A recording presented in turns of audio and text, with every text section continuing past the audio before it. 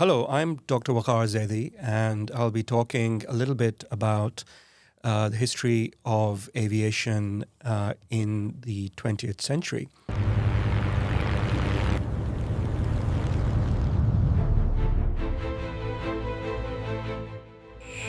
So, aviation has its roots in ballooning and what we call lighter than air travel in the 18th and 19th centuries.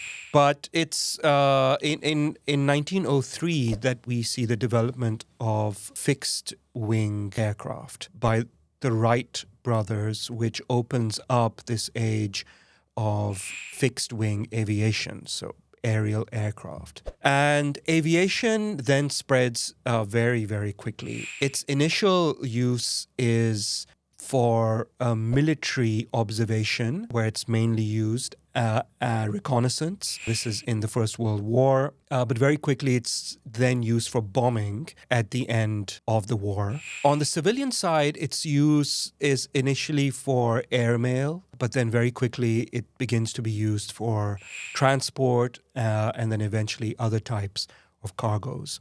So typically when we think of aircraft in the 20th century, we see them being used in these two ways, either for military use or for civilian use.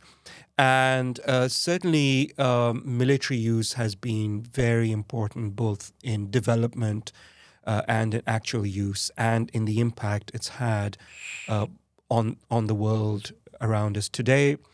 Aviation plays a critical role in most wars from the Second World War onwards, leading to great damage and loss of life through heavy bombing, especially in the Second World War, the Korean War, and the Vietnam War. But it's present in almost all conflicts. Apart from the military then, on the civilian side, we see great growth in aviation, especially after the Second World War, where technologies develop from piston-driven aircraft to eventually jet aircraft. And once we have the advent and spread of jet airliners, we have what we call an age of mass travel, where it becomes possible for people to travel at not great cost. This begins in the 1960s and accelerates through the 70s, 80s, to a point today where there are billions of travelers every year. So aviation has transformed warfare on the one hand, but on the other hand, it's allowed for great amounts of international travel and communication. It certainly played a very important role in bringing us to the globalized world that we see around us today.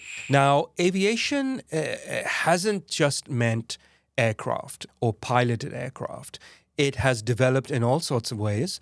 So one development that is linked to aircraft and what we typically think of aviation is missiles, rockets, and satellites, so aerospace technologies. Those were very important in development from the Second World War onwards. Nuclear weapons wouldn't be as dangerous as they are if we didn't have the ability to transport them to their targets using aircraft and then eventually ballistic missiles and other types of rockets and missiles. Rockets have then been developed for other uses as well, importantly for putting cargoes into orbit around the Earth, and that then allows for development and use of satellites.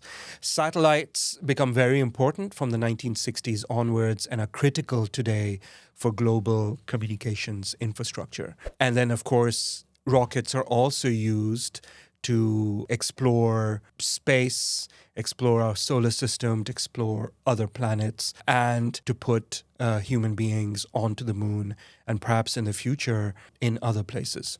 So today we have a world in which it's possible for you or I and everyone else, not quite everyone, but a lot of people to be able to travel on aircraft, to be able to move around very, very rapidly. I think that will only increase into the future as companies search and innovate and try to find ways to move more people more cheaply. We also now are seeing the rise of unmanned vehicles. So UAVs, aerial vehicles that are unmanned. The most, I think, common example would be drones. So drones are becoming increasingly common. We've already seen wars now in which drones are the predominant weapons technology that's used. I think that will only increase into the future. But drones and UAVs can be used for all sorts of other things. They're used for mapping, they're used for reconnaissance, they're used for exploration. They can even be used for deliveries. And I think that that's something that we will increasingly see going forward. Aviation has played a very important role in the 20th century, in international affairs, in migration, in movement, in communications, in warfare, and I think that that role will continue into the near future.